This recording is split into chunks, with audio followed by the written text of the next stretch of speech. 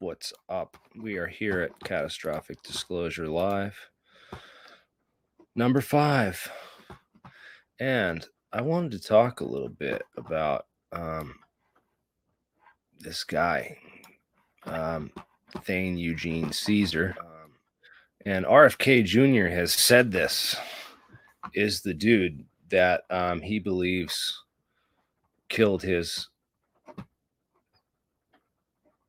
father at the hotel that night. And so I wanted to play a bit of a documentary, and then we're going to get into my head. We got a whole bunch of cool stuff on the stream for you tonight, guys. So one of the things I'm going to do is talk about this. Jay from Project Unity had AI write this paper, and Sal's such a nice guy. I don't think he would ever down talk anyone. So Sal promoted the paper, and Jay went a little bit head over heels with that, saying, "Oh, some guy with a top secret SCI aerospace physics clearance, promoted my paper." And Sal's a good dude.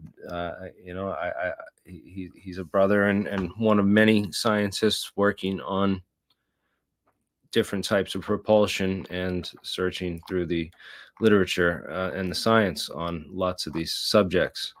Now, we'll get into that a little bit later, after we get into all the advanced aerospace companies' connections to some of the assassinations of the 60s and the MK Ultra programs and some of the extensions of the MK Ultra projects. But yeah, we're gonna dive into the PDF here and dig into this probably, and we'll come back to it within the hour. So stay tuned for that. And good, nice job, Jay, on that, and a nice job on some of the other other people that have put out some funny comedy responses to this pancake recipe. That's a good one, John Warner. And we'll get into the whole, all the physics of that. Hit the like button, and we're gonna get Jay. I'm gonna get Jay on again sometime. We were on a stream, one of those Twitter Spaces. Sometimes I see these guys on, and I'll jump on with them. So it's awesome. Yeah, I gotta do the Rumble. It's so hard to go and set it all up, though. I don't usually do it. So yeah, I need to start doing that. It's just too much right now on this computer. I need to get a machine that I can really use, and one that works a lot better. So once that happens in a little bit, hopefully Christmas comes through. So we'll get into the science of that a little bit, but let's get into didn't hit him once. This is super interesting. This is a documentary that was put out years ago, and then it kind of disappeared. It's really hard to find this stuff, but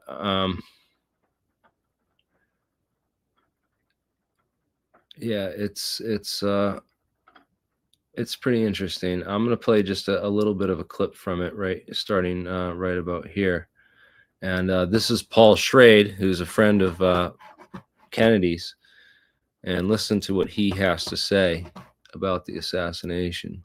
Through about here and came out in the back and hit me in the head.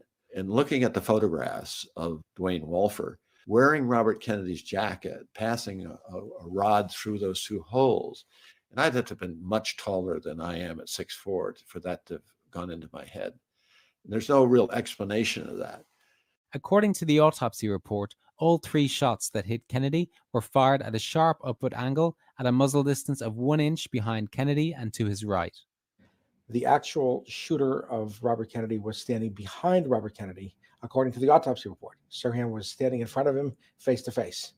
The distance between the muzzle of the assailant's weapon and Robert Kennedy's body was somewhere between actual contact and no more than 3 inches. and the weapon was held at a sharp upward angle, again from the rear. All the witnesses state that Sirhan's weapon was held between 1.5 and 6 feet away from Robert Kennedy, horizontally in relation to the floor.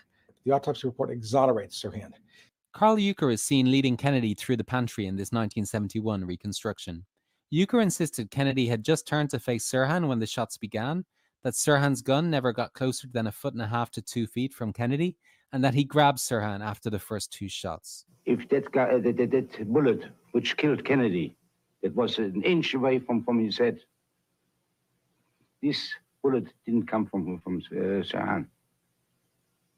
Did not come from Sirhan, because he never got that close. Another witness, Lisa Urso, said Kennedy was still shaking hands when the shots started, but placed the gun 5 feet from Kennedy in another reconstruction. What was the distance between the muzzle of the gun and Kennedy? Well, that's something that I can't be sure of, but I know it wasn't 6 inches or anything like that. It was a matter of a foot or two at the most, and could have been even a greater distance. The angles of the gun that I saw was either horizontal or slightly or pointed downward, not upward. Evan Freed was 6 to 8 feet from Kennedy when the shooting started. Sirhan would have been directly across from me, and the senator would have been to my left. The senator took a couple of steps forward, so we were sort of walking toward each other when the shots began. It took me at least 2 shots before I realized what was happening, because it went pow, pow, pow. At that moment, I looked over and I saw Sirhan shooting. Sirhan, for at least a second and a half, was all by himself, standing in front of where the senator was, with people converging on him. But at that moment, he was free to fire his gun. And he wasn't moving when he was shooting when I saw him. He was just standing still with the gun held horizontal, shooting. And I would estimate that the distance between him and the senator at that point was about 5 feet. This police diagram shows the witnesses clustered around Kennedy at the time of the shooting. Those who were asked all placed the gun 1.5 to 6 feet from Kennedy, except LA Times photographer Boris Yarrow, who was looking through a camera lens and could only see Kennedy and Sirhan in silhouette. Even if Kennedy was still shaking hands, turned to one side, as Wolfer suggests, the muzzle distance seems too great. The first burst of gunfire could not have been that close. But the police and FBI never asked Burns about the muzzle distance. The issue of distance never came up. It was never discussed. Distance seemed to be something that came in later on when people read the autopsy report and said, how could that be? Somehow there's 2 guns. But I did find one new witness who could place the gun much closer. Vincent DiPiero had first spotted Sirhan in the kitchen before the speech. I thought he was a regular dishwasher. I thought he was somebody who worked downstairs, and I didn't think anybody that was back there didn't belong. He was walking through the kitchen. He was, looking. I thought he was looking for a place to stand. So when the senator came down, he wanted to shake his hand. I mean, he wasn't like casing the place. He wasn't like looking suspicious. And that's how I recognized him again as we came through the doors, because he was standing on the tray stacker. I saw him starting to get down, figuring he's going to go shake his hand. Disregarded Kennedy. I was watching the senator. The next time I saw him was when I saw his arm come up with the gun, because he was crouched down. He was literally crouching like he had a stomach cramp. And all of a sudden he came around with his right arm, came up. He pushed Carl with his left hand, and he came straight up, and he reached. He was lunging. And the gun was in an upward angle. His hand was going up towards his head. And when he pulled the trigger, Sirhan himself was standing probably 3 feet away, but the muzzle of the gun couldn't have been more than 3 to 5 inches away from his head. Carl was, I think, taken off guard the way he went around him. He literally went on the inside part of the cabinet, slid along the keg, and pushed Carl, who was pulling Kennedy to go to the colonial room. The first shot definitely was Sirhan pulling the trigger. I mean, there's no doubt in my mind that Carl was in the way.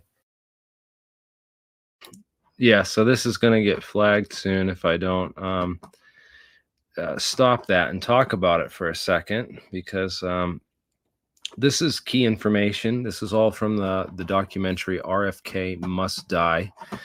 You can see that in the upper left-hand corner right here of the video that's playing.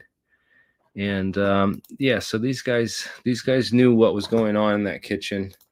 Let's look back at that diagram that they had. So there was another individual standing behind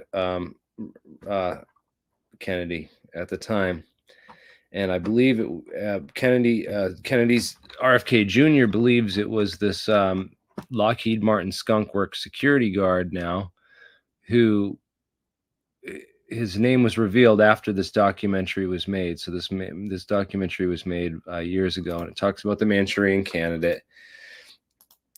It talks about a lot of things. It mentions a couple things that it gets wrong. Well, one we don't know, because he names two guys that were at the hotel that night, in addition to the security guard who he doesn't name. There he shows a picture of him right here. There's Thane, and there's all the security guards that were there that night, you know, looking like cops with their badges and stuff. But you know, he was a Lockheed Martin Skunk Works security guard, and it's funny they have that picture of him with his face turned for this documentary, because he wasn't dead yet. He was living in the Philippines, and then he died in 2019, and that's when RFK Jr. came forward and said that, you know, this is the man. You know, Sirhan was an MK Ultra hypnotized patsy, a Manchurian Candidate. And he was absolutely, you know, programmed by MK Ultra doctor named William Joseph Bryan. This is not the guy, but William Joseph Bryan. He's if you want to look up William Joseph Bryan, actually, let's look that up. Yeah, very peculiar guy when you look into him, but he was believed to be Sirhan's doctor, because he's the guy that got Albert DeSalvo, to admit to the Boston Strangler murders under hypnosis. And in Sirhan's book, if you look up the book, Sirhan DeSalvo was written in the book, and there was one entry that he had where he writes down DeSalvo. So he heard that somewhere at the psychiatry office where he was going, and these doctors, who, you know, this fragile young mind entrusted to you know, help him or whatever, programmed him to be an assassin, you know, to keel over, become that sickness in his stomach, and then he would emerge in that new state.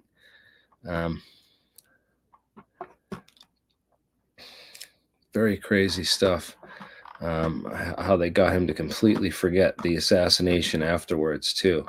The same thing happened coincidentally with Jack Ruby, and Jack Ruby, you know, shoots Oswald in the basement of the hotel with the gun, and immediately they tackled him to the floor, and he's like, what are you doing? Why are you guys on top of me? I'm Jack Ruby.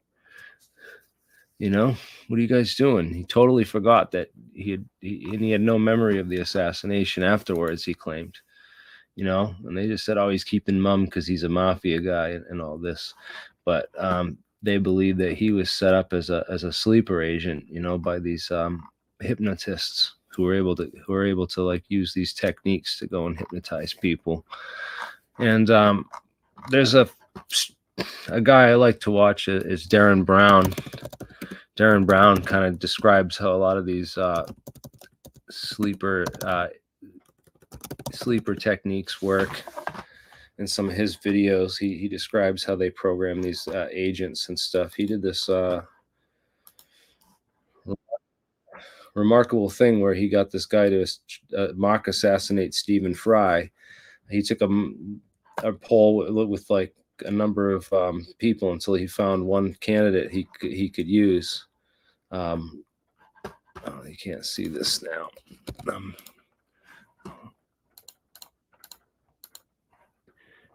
it's I'm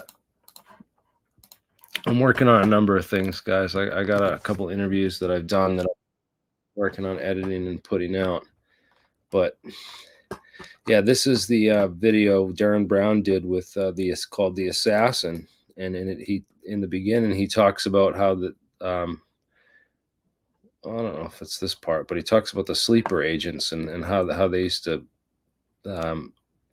program sleeper cell assassins, and the ways that the techniques that the hypnosis would use to approach a target and, you know, identify a target.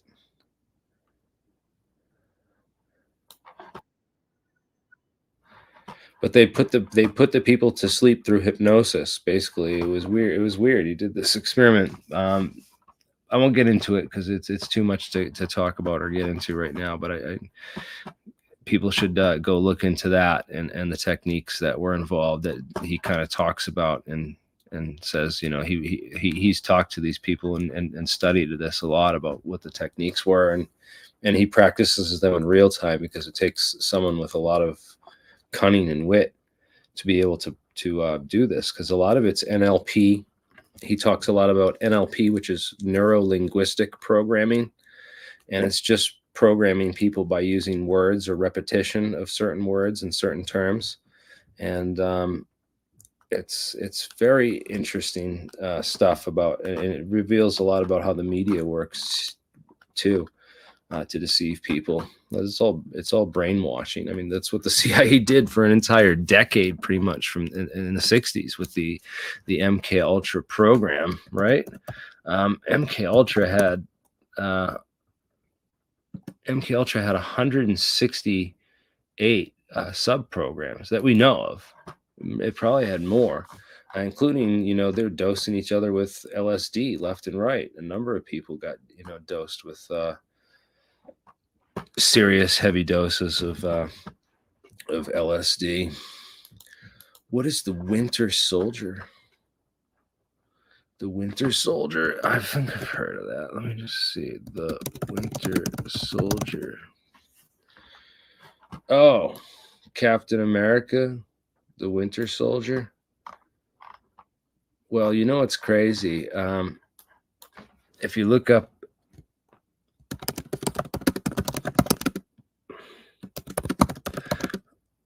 Captain America #1 comic book, right? Read the comic. I have the whole thing.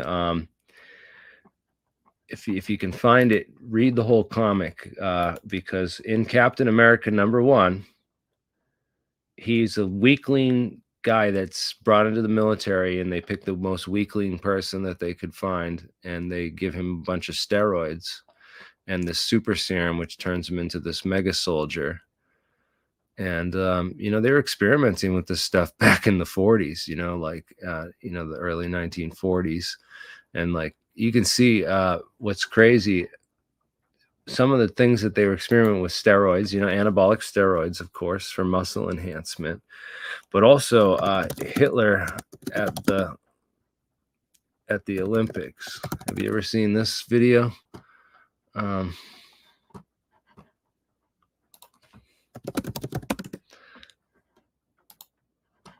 Look at this.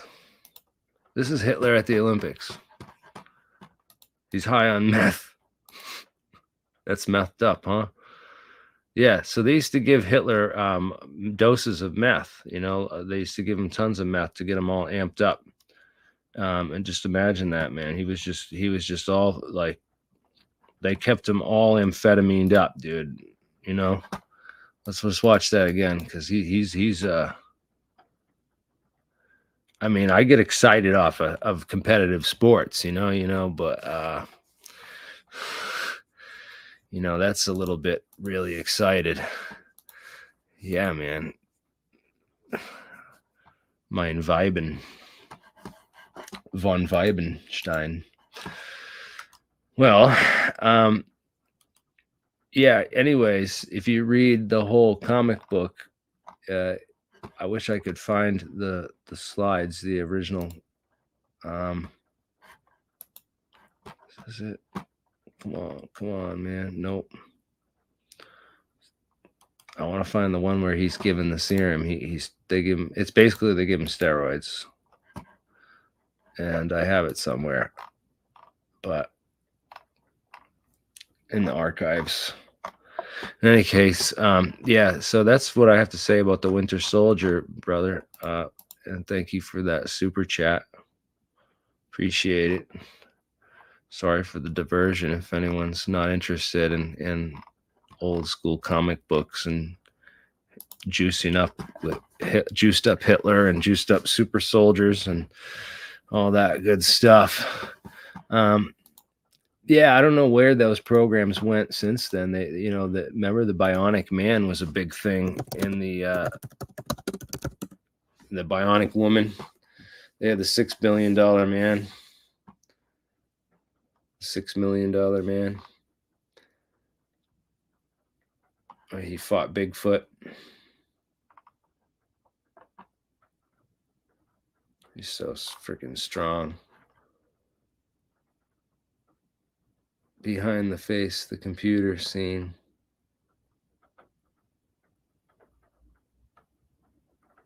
Uh-oh.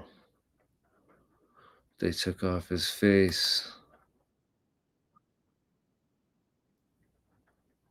He's a robot. Oh my God.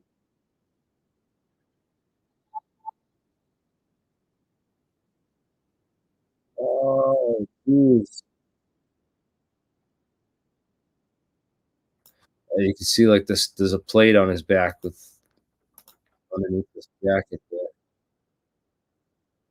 Yeah, close shot of it. It's a real person in a suit.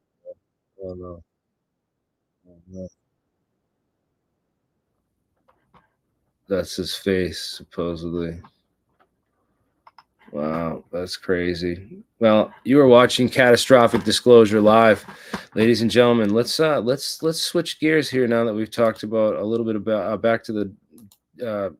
We're talking about the Kennedy assassination, the RFK assassination. I showed some clips from the. I won't show the clips from it, but Darren Brown become an assassin, and he gets him to Stephen Fry, or pretend to shoot Stephen Fry. Here he is carrying out the instructions.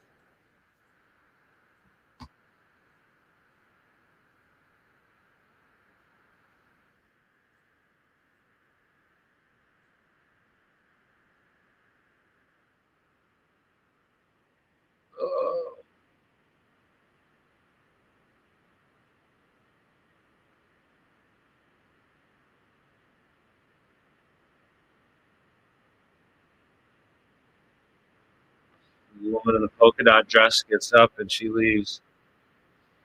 He goes back into the state.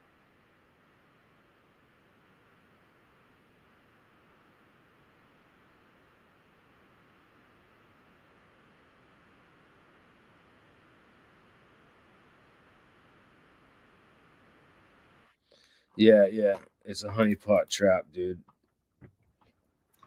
Like, and so are like half those girls that are your friends on Facebook that are single. They're catfishes, so don't get catfished or honey trapped. Yeah, so this was Darren Brown's the assassin, and he programmed this kid to mock shoot this dude in front of a theater of people who obviously knew that he was programmed, but I don't know if you see it, if he was do it, but he did it, So Darren Brown showed that it could be done and showed the techniques that could be used. I guess you could maybe don't try this at home, kids, because it is super illegal. And like the CIA, you will get caught up eventually for your crimes. Jack Ruby, he was treated by a guy named Jolly West. Jolly West is the dude's name. Yeah, and he was was Ruby's psychiatrist, and he visited Ruby in the hospital. In the prison shortly before Ruby went completely insane, right before he was set to testify. And this guy was an expert for the CIA in making mental patients go insane. As you can imagine, they would hire a psychiatrist because some of those people are really good at that. Not all of them. Some of them are useful and helpful, right? But the CIA recruited a bunch of these guys, and then apparently this guy's tied to the whole Charles Manson clinic. So there's a clinic that Charles Manson cult went to that the CIA had set up, and as you know, Vincent Bugliosi was Manson's lawyer, and then Vincent Bugliosi wrote that book that covered up the JFK assassination. So it's all a big it's all one big party, man. But yeah, let's get into the we'll get into the science and everything very soon. But yeah, the science of what they did with the Church of Scientology and the MK Ultra program of mind control, and how far they got with the doctors who were what they were able to do. I mean, you look at this, and this was 1963 that, we had Ruby being programmed by one doctor. And then 5 years later, you have, this other guy who was, so Jack Ruby shoots Oswald, wakes up on the floor, doesn't know where he is. This was his doctor, the CIA doctor. Then Sirhan shoots RFK. Of course, they picked a Palestinian, and this is pretty amazing stuff. But RFK. Sirhan's doctor was a guy named William Joseph Bryan. And William Joseph Bryan, this dude right here, he was a doctor and a lawyer. Wrote a book on how to hypnotize juries, how to hypnotize courtrooms with CIA techniques. And he's a very interesting guy. But yeah, he was apparently Sirhan's psychiatrist there who programmed him. And now Sirhan, as we watched in that other documentary there, this was RFK Must Die. You have these highly programmed assassin waiting in the wait, in position, and as they showed with this. You remember this slide right here? This was the key part, because this guy puts on RFK's actual jacket, and they put this stick through the bullet holes to show where the head wound was, and he puts his hand right where the head wound was to line everything up. And Sirhan was standing, I don't know how it's possible if that Sirhan shot from that angle and up. So and plus the bullet holes, they traced all the bullet holes and counted all the bullet holes. And again, they're going to have magic bullets because there's extra bullet holes. There was these bullet holes and then the police later removed all this and destroyed the evidence of it. But there were bullet holes here, and they documented them and showed them. And apparently the police investigations had some CIA people and LAPD that no doubt got rid of that evidence, destroyed it. And so there's evidence of a cover-up and a conspiracy. And Paul Schrade, witness who was right there, and also RFK Jr. have, basically said that they do not believe the government version and the LAPD's version that Sirhan acted alone. Given the evidence, just given the number of bullet holes, where everyone was, and the positions of people versus that shot that killed him. And so there was another person standing behind Kennedy who shot him back and up and from behind while the shooting was taking place. And that's always been a moment of speculation. And then later in the interview, Sean O'Shaughnessy talks about these two individuals who he identifies this guy as Gordon Campbell, And this is George Joannides, and definitely does look like George Joannides. Does anyone know who George Joannides was? So I have a post on here. Oh, yeah, so lots of people posting about George Joannides. So here's a picture of him. Some people say that this is not the same guy. I don't know why it's not showing both of these on the screen share.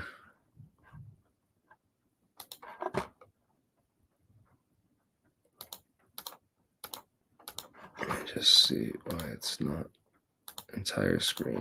Yeah, there we go.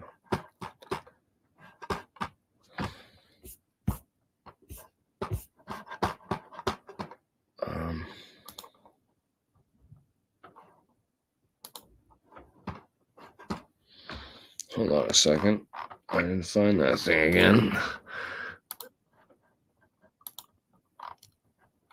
Here's the picture. Now you can see that, right? Good. All right. Sorry about that. Technical difficulties with this.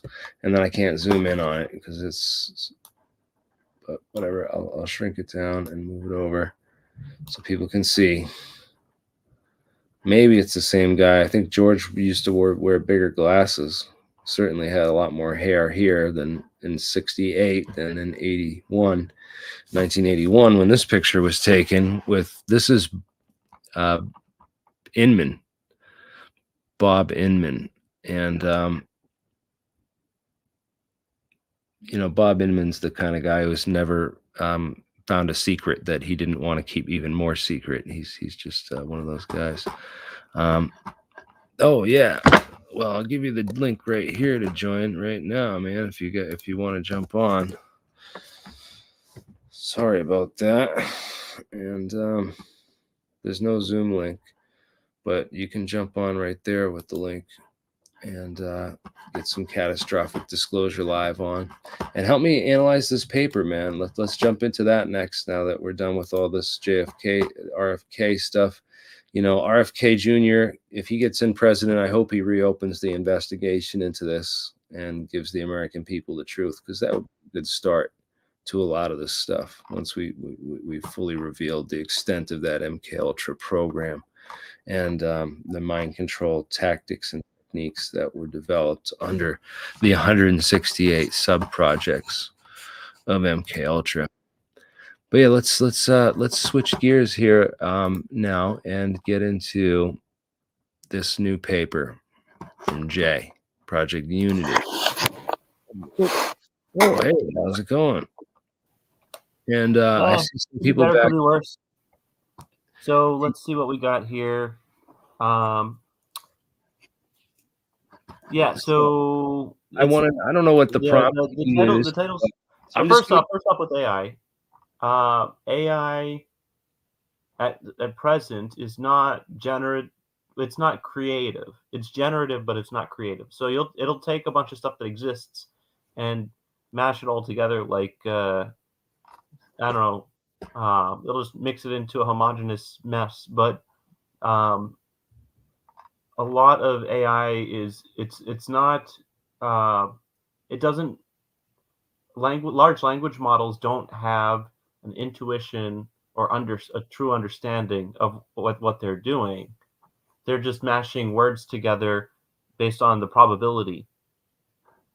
So if we look at the title, though, that's interesting. It's saying that there's mystical traditions and science are related in some way, but also it's really just a word salad. So if we go down here, let's go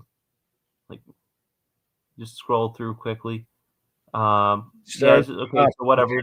This is just it's like the disclaimer on the what's the AI, Open AI or whatever. It's a disclaimer. But it looks like they've taken off a lot of the guardrails that OpenAI and other AI models use, so they didn't bother to do any of that.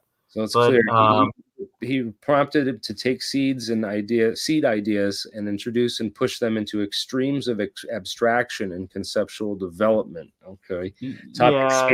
Well, I mean, it's using a lot of like fancy words, but whatever. I mean, at the end of the day, it's the ideas that matter. So, right. Let's go down further. So the thing is, right, there's not a lot of content here. We can just what we really need is something that from AI to solve quantum gravity for us. But you're not going to solve quantum gravity with AI by prompting it quite in this manner. It's sort of a I mean, we got a project here at WPI where we have a professor, and they what they're doing is they're making human readable AI where they have a neural net, and at each layer of the neural net, you have all of the well-known mathematical functions. So you have one layer of this neural net and a second layer and a third layer, and each layer is a mathematical function, and it all gets mixed up, and whichever provides an equation that fits the data best, it's given some raw data for a physical phenomena, then those have a high fitness sort of, and then those neurons fire off. So what that gives you is it gives you a cascade of neural net stuff, which ends up giving you an equation associated with that specific path in the neural net. So you can have this neural net pull out specific equations according to that fit data. And that's really cool because it's human readable. So you can trace back the thought process sort of the machine. And that will get us a lot closer. It took humans, I think, something like 300 years to discover the equation of motion for a pendulum. But that model was able to discover the equation of motion for a pendulum in about 3 minutes. So that will do the job. But neither this nor large language models are artificial general intelligence. Neither of these does all of the things that a human mind does. They're very specialized and they're very optimized for their various things that they're doing. But yeah, they're not capable of as many things as a person is. Or anyway, let's go through this. So highly technical, this superfluous wording you don't need like just people's brains turn off when they hear like buzzwords. Let's go down. Yeah, there's no equations here yet. Because he programmed it to talk about quantum gravity implications, which we already commented on the problems with this type of AI solving quantum gravity.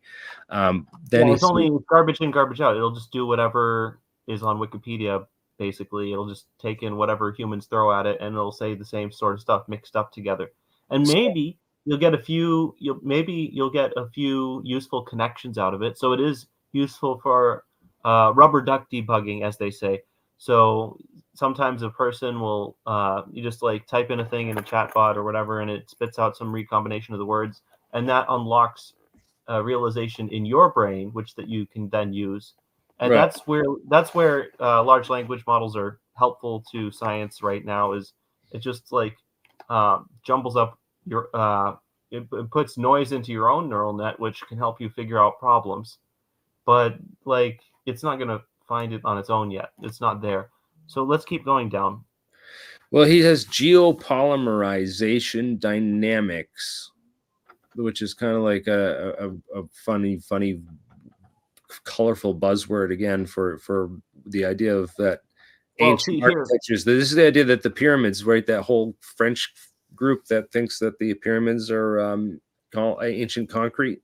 Well, see here, it's presupposing that if this is the case, and then speculating accordingly. So this is just the intro. This is let's keep going. Yeah. I mean, it's 60-something pages. It'll take forever otherwise. So wait up. I mean, go down each page. Yeah, no, I've already been through this. I want to talk about event one. Okay, so go down one more page. So this is talking about a specific UFO encounter supposedly, but it looks like it might also be jumbled with a bunch of different things in different UFO encounters. Don't go too fast now. Don't go too fast. You're missing. Okay, so what's it? Yeah, like it's mixing focused attention samadhi with microtubules, quantum channels. It's kind of like presupposing that this is the case. Right. Although, I mean, focused attention is useful as a skill. Let's see, mathematically, yeah. Okay, so look, is using a Fourier integral. That's not correct. I think that might be a Laplace transform. I would have to double check that. That looks like a Laplace transform, and it also has an error. There's 2 sets of parentheses around the t minus tau, which is unnecessary. Yeah. And then dynamic kernel, that's just some function of t minus tau. So, I mean, first off, it's not a Fourier integral kernel. Second, it's assuming that like a Fourier integral. So a Fourier series is not you want to use a wavelet transform or a Laplace transform it contains more information than a Fourier transform. So Fourier series is not going to be like that's like college level math. That's not grad school level math. Like it's not going to be whatever the final theory of anything is. It's not going to be related. You got wavelet transforms and you got Laplace transforms, which contain more information than the Fourier transform. So it's just wrong on that point. Yeah. So Laplace transform is 2-dimensional. You have your waves and you have your exponentials. But anyway, go back to the other thing. And then wavelets are different as well, but wavelets are useful. So microtubules, Laplace transform. Yeah, I mean, like Sarfati said, it's technobabble gibberish. But yeah, neural architectures project coherent Froelich-like biomagnetic amplitude emissions be proportional to the potassium ion quantum oscillator. Okay, I don't even. Is potassium even? Are potassium nuclei bosons or fermions? I forget. Well, in any case, there's lithium where that might be a thing because one of the lithium isotopes has should all be fermions, right? No, but what is this quantum oscillator momentum? Is this like the potassium in your brain states and your microtubules? Like, I mean, maybe it means quantum harmonic oscillator, but that's like a simple case. Tubulin, 10 to the 7th tubulin conformations spanning. There's not coherent. It's not coherent. It's just not. Yeah, well, it's like not it's just choosing numbers here, based off of some papers. Not based off of thinking about a paper, just based off the words in the papers. So let's see. Hammer-Penrose objective reduction equation. I'm not familiar with their immediate work. And then microtubule automata is assigning too much. What would you call it? Capability to. So like the microtubules will be more like the transistors. They're not going to be the full automata or anything. So that's also just technobabble words. So it's overly flowery language. It's This comes from Kurt Gödel's.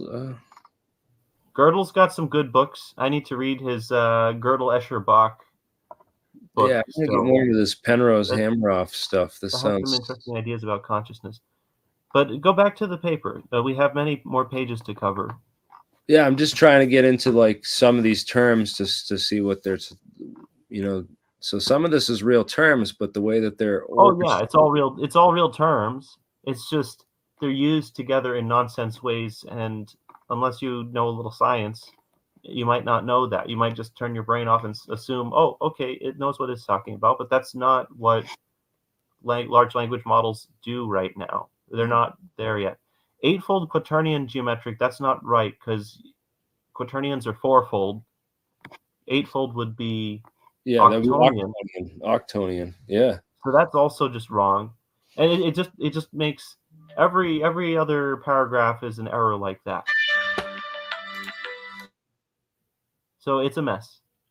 I don't know if we need to go further than that, to be honest, but we can do so. Just like, so let's see, prion, protein, and even telomere functions.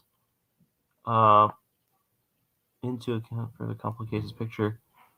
Highly non-biological connection. Okay, so CNS emission sensitivities. Okay, like so. Okay, so Okay, then so yeah, like biological processes are complicated to model. So what? so this is We already know I think that. that some of these people are talking about. I've heard him talking about this, or someone talking about this idea that monks can train themselves to levitate, to actually levitate. And it's Yeah. I mean, let's see, mediators, not meditators. Mediators is just talking about the mechanism, not meditators. Oh, well, I'm sorry, like biological quantum gravitational mediators. I'm trying to say that this is related to this stuff of the ideas that your microtubules, if you're powerful enough and you reach this state. Including extracted 0 point energy. Okay, so it's, again, none of these sentences are in and of themselves a useful realization. Yeah. So let's even see if we can find anything. Guys, so wait. I have Michael Perone on with me, and we're discussing Project Unity, Jay's most recent publication, Jay Anderson and Al Cloud 2.1, the Anthropic AI that generated this masterpiece that we're now dissecting. So yeah, I wouldn't call it that. Okay, so they've got a Lagrangian here, and they have a non. Okay, so they have this non-local Z. Okay, so but this, they don't just see, like, they have this equation for a Lagrangian here, but they don't define any of the terms in their Lagrangian. So that's a big no-no. You should always define all of your terms if you're actually talking about a real equation with a real idea. Okay, so cosmological coordinate +1 scaling likely applies. What is that even? Look, Jeremy, go to Google Scholar, just copy paste cosmological coordinate +1 scaling. Google Scholar that. Google Scholar, not just Google. Well, it's scale factor, right? So no, just Google Scholar. Don't bother with Google.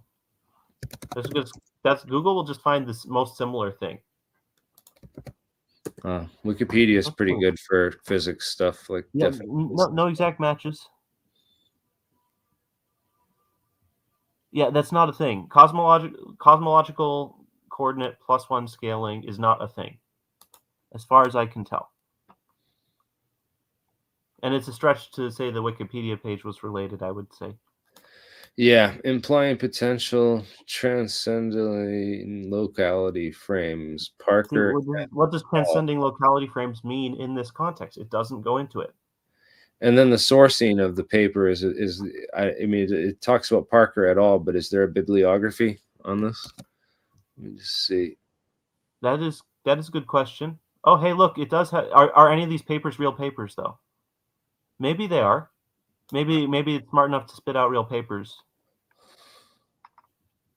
Yeah, go ahead, give it a try. It's got Sarfati in there. I mean, even a broken clock's right twice a day. Give it a try. Put that in Google Scholar. Oh, that's a real one. Target. These are real papers. Are you sure? Put it in Google Scholar. Oh, what did I have and paste? I gotta paste what's in here already before I lose it. 1 second. Oh, Parker et al. I was gonna look that up on Google Scholar.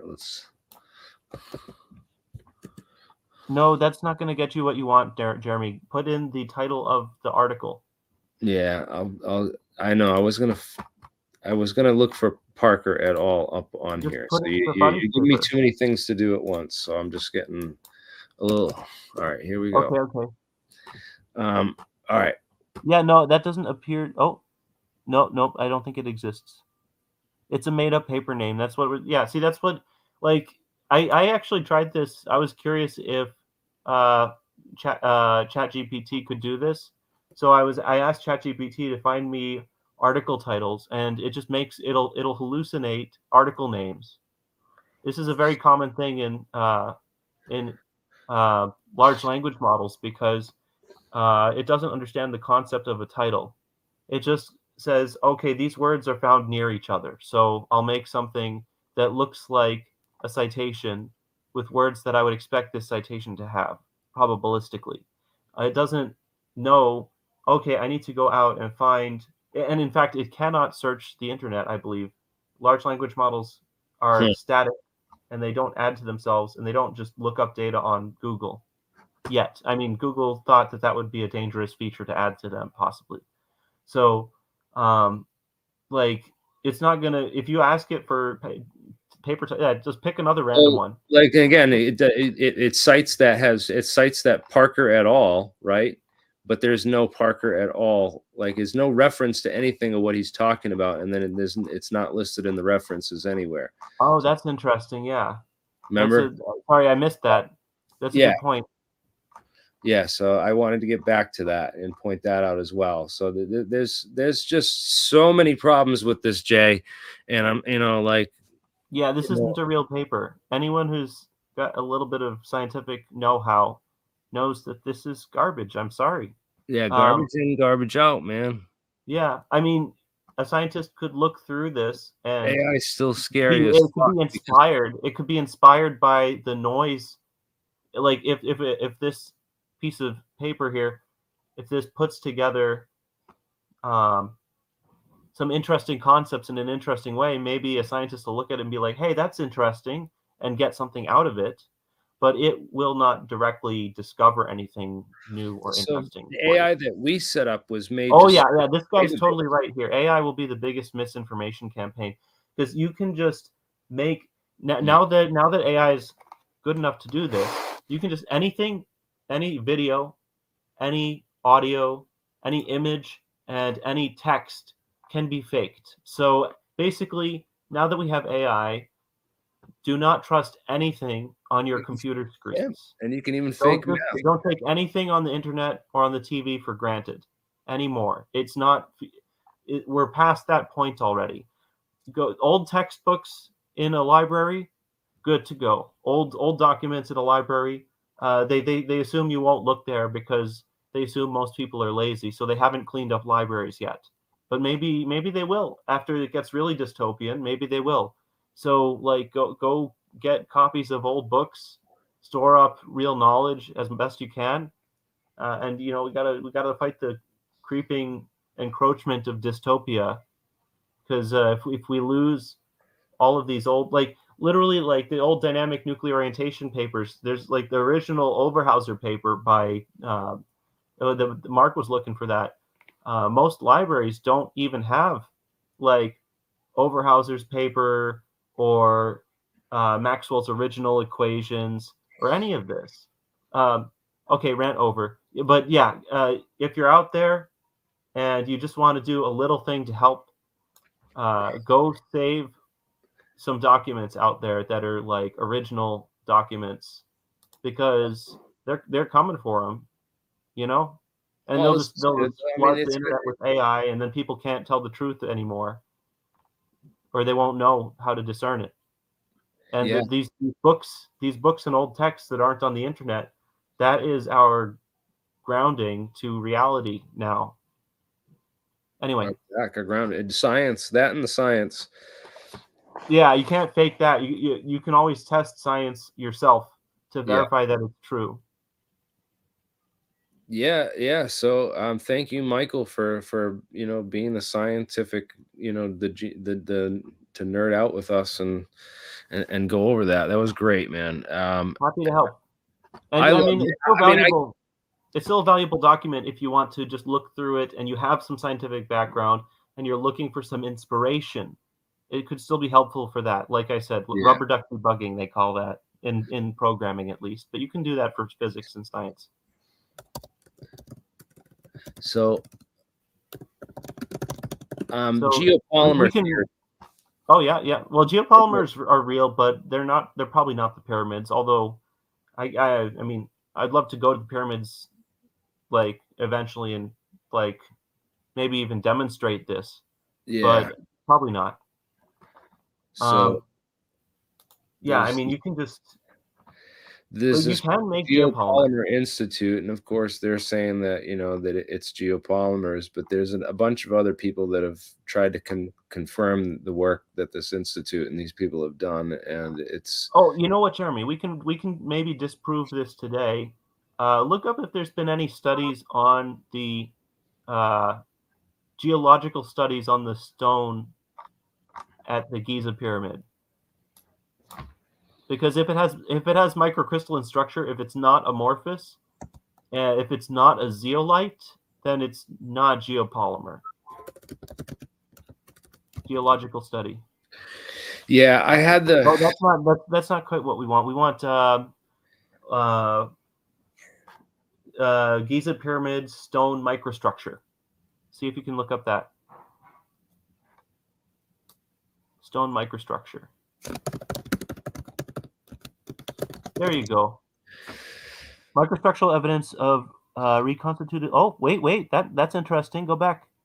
We might be wrong on this. Go back to the top one here. Microstructural evidence of reconstituted limestone blocks at the Giza pyramid. That's interesting.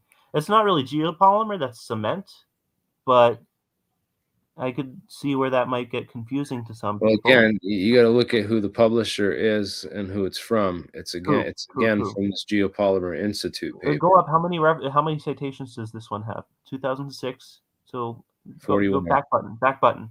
Oh, citations 41. It says that's respectable.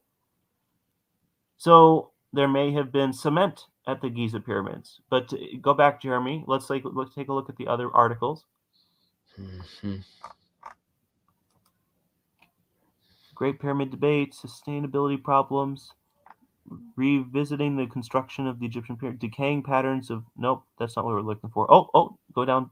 What's that? Sodium silicate, sodium hydroxide, effect of that on the microstructure of geopolymer. More. Okay, so that's just interesting. NMR evidence, Giza pyramid. Wow. Okay, so there hasn't been too much study on the. Oh, wait, back down. Why the pharaohs built the pyramids with fake stones? What? Okay, I think we're already probably getting flooded with some weird stuff. Geo-environmentals. This fake is stones. David Ovidius. Who's this that? Is the guy. That's the guy who started the Geopolymer Institute in the 80s. Okay, I guess we're just going to have to go to the Pyramid of Giza and ask if we can take some microstructural images of the stones. Because we're not going to get the truth through here, probably. Wow. I didn't realize that it was. Yeah, I just think about the project of they have all this. They built it on a quarry of all this nice, easy to cut limestone, sandstone, right? Mm-hmm. And think about how much polymer that would take and the mixing and the thing is you can carry it up in smaller quantities. At least that's the idea behind the. But anyway, no, I mean they had ways of moving stones that large.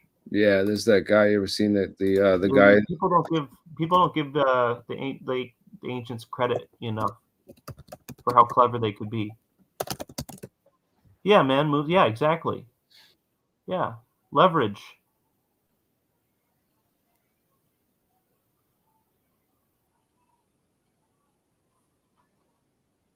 But anyways, it looks like. Here, let me see if I can find any papers on my end. I'll put them in the StreamYard. He poured this big, massive pillar of concrete, and he stands it up like fully by lifting it with this mechanism to just teetering it back and forth by moving these buckets from one end to the other and putting boards under it until it raises.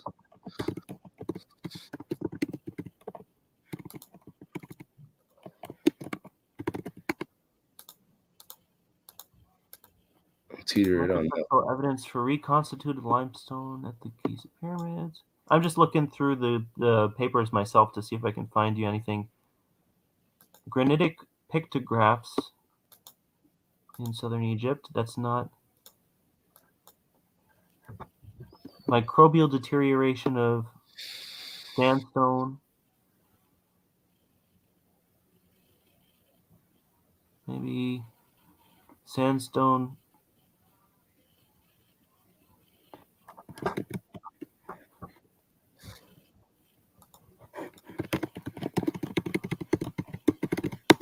Let's see. Mineral composition of Giza pyramid, sandstone, and basalt. Mineral and chemical composition of basalt in the neighborhood of the Giza pyramid. What is this, Paulie?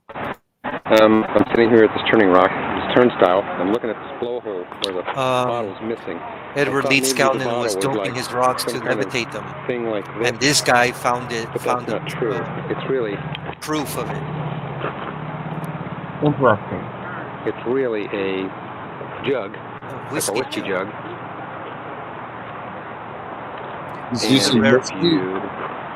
He was using acid from the battery, sulfuric. He was using sulfuric acid, and then he was more than likely adding water to heat up the rocks to float them like hydrogen. Shine the light down there. Can you see that? What's that red thing he's holding? Goes all the way around 30. So all they did was broke off the top, flashlight, the lip part of the bottle. That's all they broke off. Flashlight. I thought it was a tube of red mercury at first. All the way around and down, and they're going to empty this out. I just showed them this, freaked them out. So they got interested in this. So anyway, that's where that's it. So then this lines up with this little piece right there. There's a little site niche right there. All the rocks have that same hole right down the middle of them. If you look at any photo, you can Google it right now, and you will see that it has also a stain of a mustard, yellow mustard color. Where it's looking from anywhere in the park.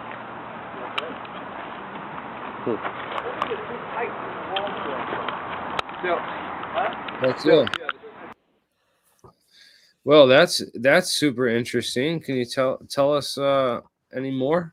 Yes, I do have some information. So basically, as I was telling you guys, if you zoom in on any photo of Coral Castle, not only will you see the telltale signs of stains from the acid dripping out of those holes, but he also had all the bottles inside of his place. And I researched it. I was like, sulfuric acid bottles, 1940. And sure enough, they do come like in a whiskey bar.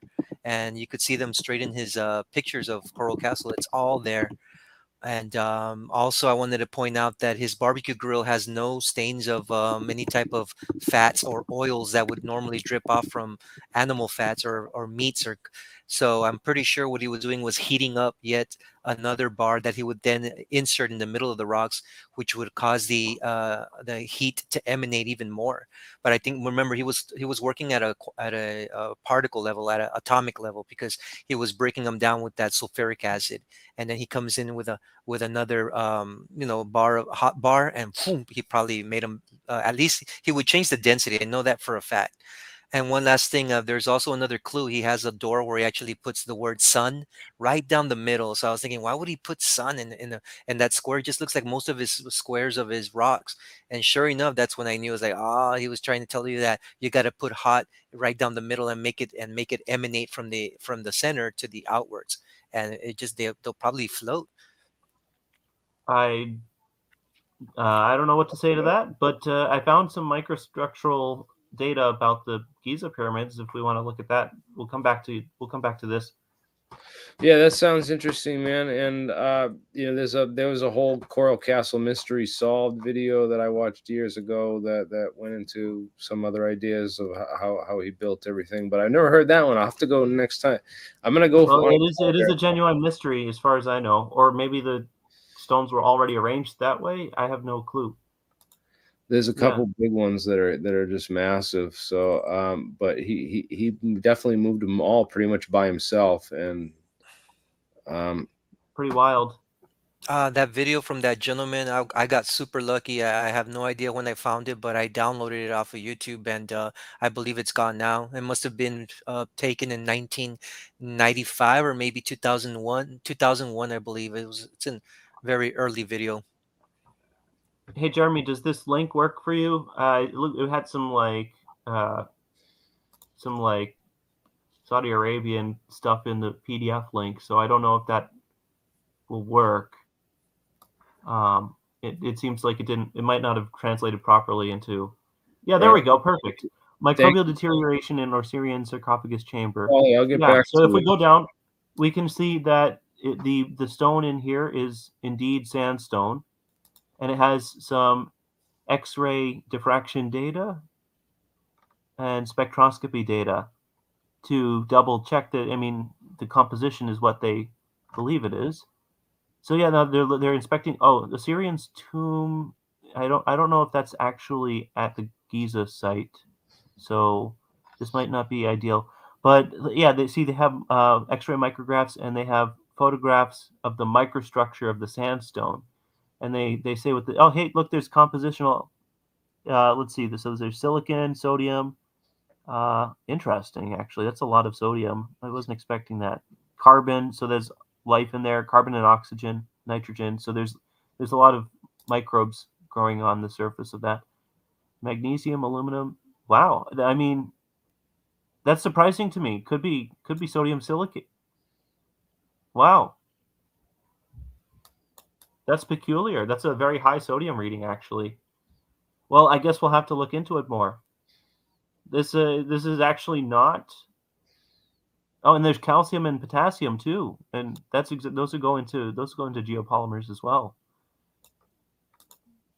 Huh. So I don't know. I was skeptical, but the real evidence, well, it bears investigation. Actually, it seems. Huh. Well, that was not the ending to that I expected. But yeah, I mean, if anyone goes to the Giza pyramid, if they let you get near a block, take a picture of the stone, take a close up, see if you can get. Like, is it actually individual grains of sand, or is it a solid mass with no open air pockets in it? I would love to get that piece of data if anyone's got pictures of the Giza pyramid. I'm going to have to go visit now. Jeez. I know, huh? Huh. I mean, yeah, I mean, it looks like sandstone, the pictures that were there. However, the sodium reading is very high.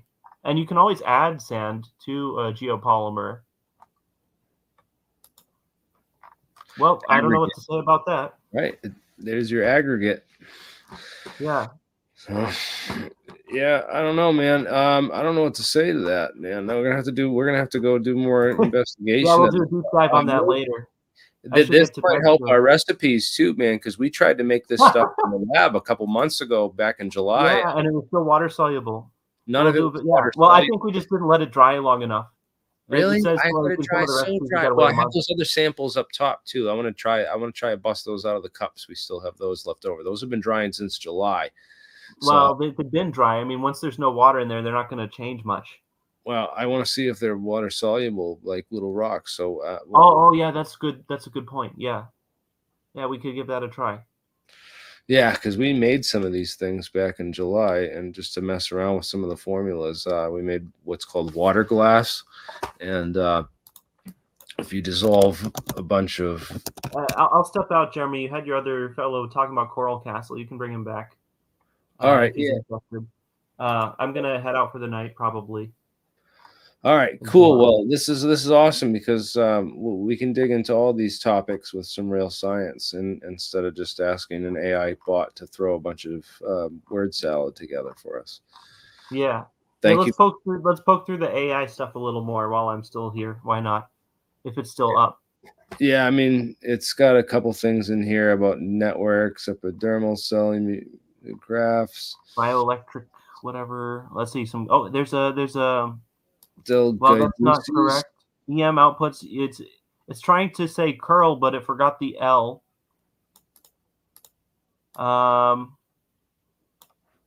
Cascade dynamics. Is that a thing? Is cascade dynamics even a thing? This is a chemical formula. It's trying to do a chemical formula. Never mind. It wouldn't be a mathematical thing. So here's Del Gucci. That's a real thing. Thermodynamic irreversible process in quantum field theory and interplay for the understanding of ecosystem dynamics. What? This guy's interesting, dude. This E. del Guidis. That is actually another. I would like to point out that is another reason to look through a paper like this. Is it will like if there are names closely associated with the topic of interest that you're trying to get the AI to talk about, it will often put actual useful names of topics and of researchers that you can then look up. And if those are real researchers and real topics, sometimes they're actually extremely relevant to what you're doing. And this is one of the reasons why they're trying to integrate AI into Google searches and stuff like that, because the AI has a better sense of the graph of connectivity between concepts and words so like if this researcher's name shows up a lot in the general topic that you're talking about, sometimes that researcher is actually like researching that exact thing. Like I remember I was researching some of the terahertz stuff, and it kept talking about DAST crystals, DAST crystals, and these are one of the many organic nonlinear optical crystals that they're using for high terahertz nonlinearities these days. So sometimes it'll find you useful search terms, and then you just search those search terms on Google Scholar or something where you're going to get a more coherent, peer-reviewed, realistic answer on what that thing is. Yeah. Yep. Google Scholar helps for doing this type of so the AI can be useful. You can get some interesting stuff from it. You just need to be realistic about how it's useful and what it's doing. So let's look at the equations. What did it get wrong this time? Let's see. Well, this is a group theory logic. So you got brackets. No. This is bracket notation, and they have kets outside, so there's some sort of outer product. But this is they're using that symbol in the wrong place. Actually, they shouldn't use that next to a bra operator, right? And it's inside of this absolute value. So this should be like this is a function. This is a group theory multiplication function. Yeah, that's a cross. Well, that's some sort of cross product, I think. But yeah, it is group theory notation. It's not a specific cross product necessarily, and they haven't defined, again, below the thing. When you have an equation, you're supposed to. I mean, and some researchers also don't do this, and I hate when they don't do this, but like when you have an equation, you should be like, here's the equation, and then this is a tensor, this is a vector, this is a scalar, this is a variable, a function, or integral or derivative. Like terminology should always be almost didactically defined, because it's like there's a lot of high-level papers where it's not, and then you're reading this equation, it's confusing. Like, is this a matrix or a vector or a what? And like they assume that you know, and sometimes it's not obvious. Like ideally it should be obvious based on the context of the situation if you're familiar with those equations and stuff, but still it's just it's bad practice for the readability of people's papers. Always put a little thing under this where it's like, this is I, this is tau, and this is this, and we're talking about some integral over a Hilbert space, which is an infinite dimensional vector, etc. Like that should at least like give the context. I wish more like, and it's really it helps the college kids and the grad students too to get into these fields. Otherwise, like now you're just making them have a harder time. You know? Anyway. Yeah, it does. It makes it more convoluted and complex, and then to throw it out there like they just want to maintain their priestly caste and not let any normies in. I don't know. Anyway, let's see. What's this thing here? Are they they're using probably partial differentials that are just like harder to read. Is that the gamma function? I know But if it is partial differential stuff, it should be GUV. The U and the V should be subscript, and they're not even subscript. So, and then it's no. This is Babel right here, and then there's they have a gamma function in there, or they at least why have are they? a symbol And that's how are used they for gamma function gammaing normally. X And none of this times is Y? defined, of course. And then you have two dy's. What is the dy? Should be at the end is like. Well, sometimes you have two dy's, second derivatives and all that, but this This isn't might be even. dya dy times dyb. So this alpha and beta. I would be very curious if Sal gave this the thumbs up. I would be very curious to get his take on this, but that might be kind of That's cool. G mu nu, right? So this has got to be. It's got to be like subscripts for the tensors that are just not well defined. That they're not subscripted. Yeah. They're not. Yeah. But anyways, it's again none of it's defined. Yeah. Well, Kalubi What's now. a noetic recursion algorithm? Look that one up. What is it? Noetic recursion algorithm. No, down below there. That could be used. That could be a useful term, but I'm gonna look this I mean, up. that's probably a real person. Lift metrics. Yeah, we'll get to the other one too. So Yeah, that's the real thing. Lift metrics. Mini superspace quantum cosmology. Oh, this is interesting. See, you got a scientific name there. That's a real person's name, and it's a real person, but they might not be related to what it's talking about at the time. So actually, let's see what the rest of that equation was. So this has to do with dark energy and universal expansion stuff. And then what did you say? Gravito-electromagnetism junction conditions defined by compound Eisenhardt-Duval lift metrics. I mean, plausibly, but again, it's just because it's putting stuff together that's related words. So yeah, what's a noetic recursion algorithm? I got to see this. I don't think that's a real thing. Over there, yeah. Oh. Let's go see what a noetic recursion algorithm is. So the Eisenhardt-Duval fit was a real thing. Well, yeah, that's the person's name. It's probably going to be real then, under those circumstances. I can't find anything for those three words in a row. Yeah. One thing you can do, Jeremy, is to put parentheses around the three words, and then it will search for that exact phrase. Noetic recursion algorithm in quotation marks. Put the three words in quotation marks. So you gotta learn all this advanced search stuff to make the most out of your search experience. Yeah, see, nothing. Yeah, so it's not a real. That is not a real thing. Yeah, I figured as much. So, and then petaflop. What? Oh, well, this is what it says too. A petaflop. Yeah, I saw that too. I must humbly admit, domain mastery grows thin this deep into the strange. My conceptions more Rorschach than reliable descriptions now. Thank you for the journey stretched thus far, Pierre. I guess at least it's accurate about it, what it doesn't know. Yeah, so it's apologizing. I'll give it some credit there. Collabing, yeah, that's a thing.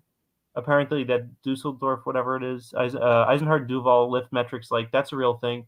Yeah, just pull out all the names of this and search those people and learn about their research. That's probably the most useful thing you can do with this paper.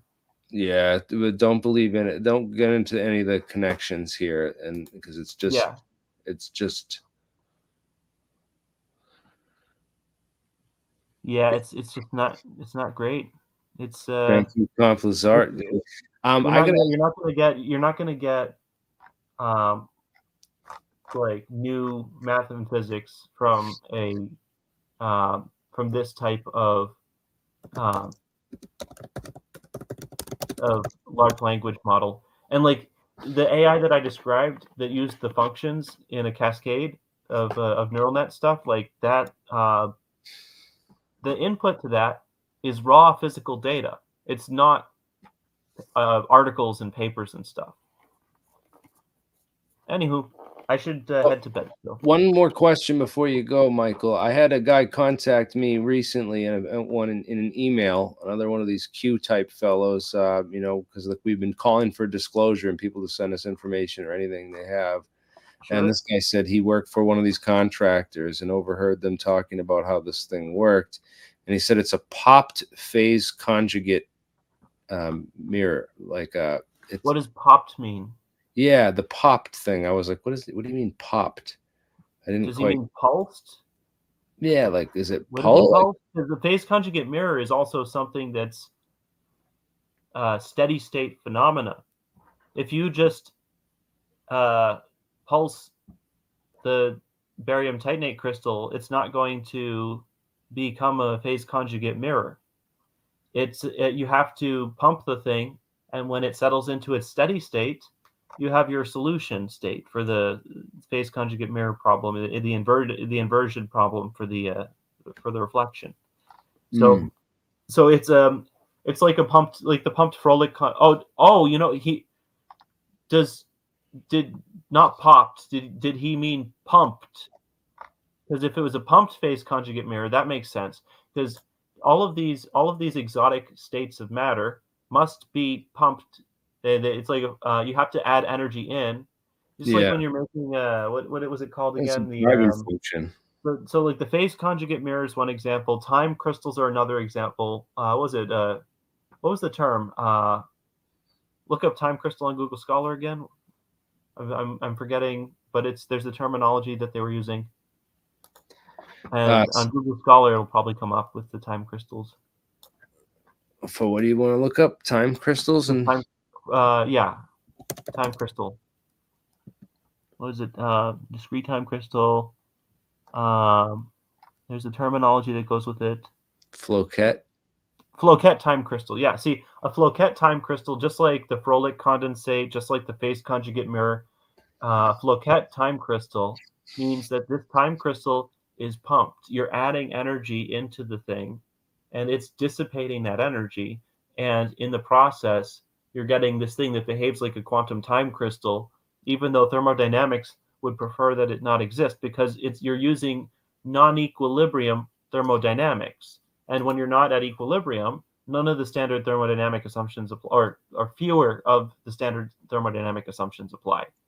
So that's why all of these, like a phase conjugate mirror, does not make physical sense unless it has energy it's feeding into it, because you can't reflect things that way unless there's energy to add to the electromagnetic wave in all the right ways to make it work.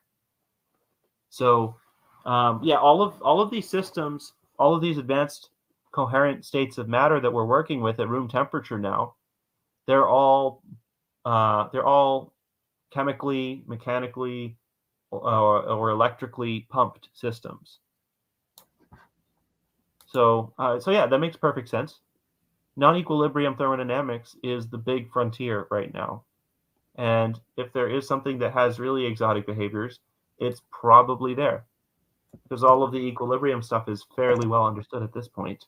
For the most part, there's a few exceptions to that around some of the work that we're doing with Maxwell's zombies and, UC San Diego, University of Arkansas, all these other colleges that have devices now that are recycling ambient thermal power somewhat because they avoid the second law of thermodynamics, because they work with quantum systems, mesoscale systems, I should say, which have strong coupling, and that strong coupling allows them to not have ergodicity, and ergodicity is where we get the second law of thermodynamics. You have statistical mechanics plus ergodicity gives you thermodynamics with a second law, and then you remove Mike, the sticker. where'd you go? Mike, you want to jump back on? Anyone wants to jump back on? You're watching Catastrophic Disclosure Live, number 5. And we've talked about a number of things tonight. If you have anything else you'd like to add on, you're free to jump on. Michael, you got to go to bed. I'm going to stay up for I should do that, yeah. Yeah, all right. Here soon, but I'm going to stay up for a little bit longer.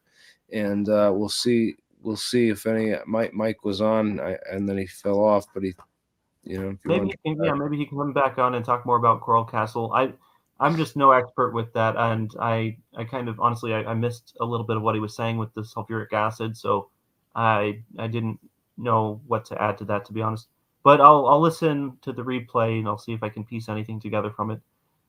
Yeah, phase conjugate mirrors have a lot of exotic properties, and we're investigating some of them as well ourselves. So, like the Manila circuit, we suspect that had similar properties potentially. So we'll see what we can get out of it. We'll see what it does when we poke it and prod it and figure out what to do with it. All right, that's all for me for tonight. Awesome. Nice hanging out. Thank you so much. Thanks for the info and the lowdown. Yeah. Interesting about the pyramids. We'll have to dig up more papers and see what we can find on that. Yeah, and this will give us Cody. some new formulation for at least trying some things about, you know, how do you get it to be more water soluble, because all the samples we made, I put it in water and they all like dissolved completely. So that's not going to stand up up to 2,000 years of rain. Oh yeah, for sure. So, but thanks very much, Michael, and it's an honor to have you here to share information with us and the audience, man. It's an honor to be here. You're doing good work. Just to keep eye on the prize. Oh God, people. Yeah. So Michael knows a lot about chemistry and material science, which is super helpful for sorting out the wheat from the chaff on a lot of these topics, is to consult with people who know this stuff and understand it really well and can identify a lot more of the math. Yeah, it didn't look like a 4-year series, at least not one that I'm familiar with. But yeah, some of the math is just wrong in that paper. The MK Ultra study, we talked about that at the beginning of the show. We talked about a number of these scientists who worked on this is all the tabs from before with all the stuff we've covered in Catastrophic Disclosure 1 through 4. We've done a lot of topics here, man. Just diving deep on a number of the scientists who worked on all the programs going way back up until modern programs. We left it off kind of with Bigelow Aerospace and Bob Lazar and John Lear and how a lot of those guys connect back to the earlier UFO stuff from the earlier decades. A lot of piecing together the research, piecing together a lot of different pieces of a lot of different puzzles to try to assemble things in a way that makes sense and not just a way that's, kind of thrown together by a language model that maybe doesn't understand everything, but has some good references from time to time and can spit out some good information and good reading, follow-up reading to read what you want to read on. But yeah, this has been an awesome stream, and I thank everyone who came on and joined us. I think I'm going to wrap it up right there at that, and we'll take over again tomorrow. That way, we don't completely burn ourselves out, because we have a ton more Catastrophic Disclosure. There's so many more topics to discuss and so much more to dive into with information, all verifiable, all factual, and all super scientific. And yeah, I wasn't me. YouTube has some I don't know who's muting people, if it's one of my moderators or what. I might have to check into that. But yeah, thank you guys all for watching, and be sure to check out some alien scientist archival footage from the vault, and go check out that documentary in the description below, the one we showed earlier, RFK Must Die. That one is definitely worth watching. A couple things he may have got wrong was that Gordon Campbell guy he identified as the CIA agent who was allegedly in the Ambassador Hotel the night that RFK was assassinated. But Gordon Campbell died in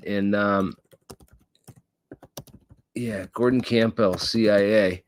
And he died in 1962, according to the death report. So he couldn't have been there in 68 at the Ambassador Hotel if he died in 62.